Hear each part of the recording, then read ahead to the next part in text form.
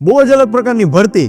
દીપિંદર ગોયલ એટલે કે ઝોમેટોના ફાઉન્ડરે એવી જાહેરાત કરી કે તમારે મારી સાથે એટલે કે મારી કંપનીમાં ચીફ ઓફ સ્ટાફ તરીકે કામ કરવું છે તો તમારે અમને 20 લાખ રૂપિયા આપવા પડશે. હવે ક્યારે વિચાર્યું કે નોકરી કરવા માટે 20 લાખ રૂપિયા આપવા પડે? અને મજાની વાત એવી છે કે 18,000 લોકો એપ્લાય કર્યું ને એમાંથી 18 સિલેક્ટ કર્યા એ લોકોને કે જેને અલગ અલગ એને પોઝિશન આપી. પછી એ વ્યક્તિ એવું જાહેર કર્યું કે મારે આવું કંઈ રૂપિયા લેવાના એવું નથી, રૂપિયા સેલરી મળશે જ, પણ મારે એવું જોવું હતું કે લોકોને લર્નિંગ એટીટ્યુડ કેવો છે, કોઈક શીખવા માટે, કોઈ કામ કરવા માટે કેટલા લોકો તૈયાર છે. સેકન્ડ એક્ઝામ્પલ, દોગલા પણ તમને ખબર હશે, અશ્નીલ ગ્રોવર, ભારત પે. હવે એણે કેવું કર્યું કે ભારત પે એટલે fintech sector, finance plus technology, એટલે કે ગૂગલ પે, પેટીએમ, આ બધી કંપનીઓ છે ને, ફોન પે, એને ફિનટેક સેક્ટરમાં આવે. તો અહીંયા કેવી હરીફાઈ બહુ હતી. હરીફાઈ શેમાં? કંપનીની અંદર તો ઠીક એ તો હશે જ, પણ બીજી હરીફાઈ એટલે કે કંપનીને સારા કર્મચારીઓ જોઈએ તો જ કંપની આગળ વધી શકે. હવે એને સારા કર્મચારીઓ પૈસા દેતા, પગારનું સારું પેકેજ દેતા નહોતા મળતા.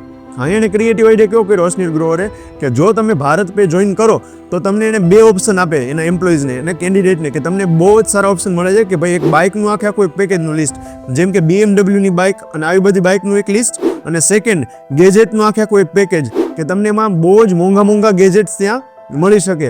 તો આમ કરીને એને બહુ જ સારું ટેલેન્ટ એની કંપનીમાં હાયર કર્યું. Third example ગૂગલનું. ગૂગલે એક વખતે સિક્રેટ આખું બિલબોર્ડ લોન્ચ કર્યું. હવે એ બિલબોર્ડમાં એને એક લાઈન લખી.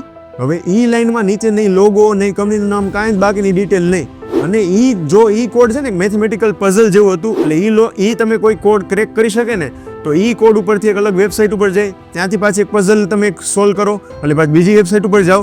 આમ કરીને ફાઇનલી તમને એક એના સિક્રેટ જોબ પોર્ટલ ઉપર ગૂગલ લઈ જતી હતી અને એવું કહેતી હતી કે તમને આટલી બધી ક્યુરિયોસિટી છે તો ગૂગલમાં તમારું વેલકમ છે. તો આ ત્રણે તમને હાયરિંગની પ્રોસેસ, ક્રિએટિવ, ક્રેઝીએસ્ટ, જબરદસ્ત ભરતીની આખી આવી પ્રોસેસ, ટેલેન્ટ હાયર કરવાની પ્રોસેસ કેવી લાગી જરૂરથી કોમેન્ટમાં જણાવો. ત્યાં સુધી થેન્ક યુ સો મચ. જય હિન્દ, વંદે માતરમ.